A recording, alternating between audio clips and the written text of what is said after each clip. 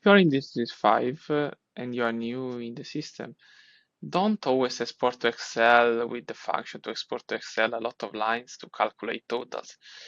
You can have a simple situation where you are in a purchase order, then you click here on the three dots, and then you can see here in edit selected rows and show footer and insert column. You need to click on show footer here.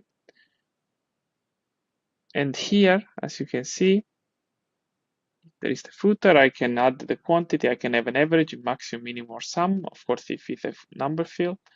And then I can have the sum of the quantity. I have the sum of the net amount, for example. So also in the event runs. Of course, if we have a lot of data, then it gets a bit of time to calculate it. So maybe it's export to Excel.